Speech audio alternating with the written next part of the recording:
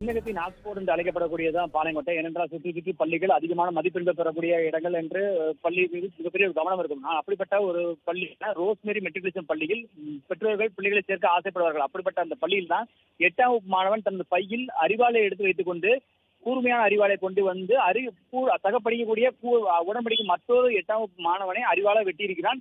அதுவும் பலமாக தலையில், அதே போல கழுத்தில், தோள்பட்டை மற்றும் தலையில் 3 இடங்களில் அவனுக்கு வெட்டு விழுந்திருக்கிறது.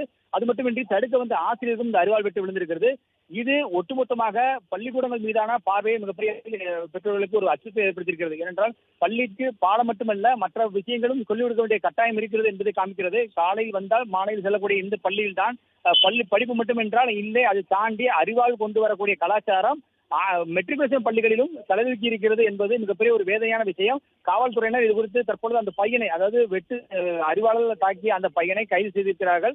இருப்பினும் அவனை ஜுனல், அந்த சிறுவன் என்பதால் அந்த பிரிவின் கீழ் அவனை பிடித்து அந்த கூர்நோக்கு இல்லத்தில் அடைப்பதற்கான பணிகளை செய்து வருகிறார்கள். ஆனால் மற்றொரு புறம் காயம்பட்ட மாணவனும் அதே போல தடுத்து வந்த ஆசிரியருக்கும் அறிவால் வெட்டு காயம் அதிகமாக இருப்பதால் அவர்கள் அருகிலுடைய ஒரு தனியார் மருத்துவமனையில் சிகிச்சைக்காக அனுமதிக்கப்பட்டு தீவிர சிகிச்சை பிரிவில் அனுமதிக்கப்பட்டிருக்கிறார்கள். அவர்களுக்கு சிகிச்சை அளிக்கப்பட்டு வருகிறது.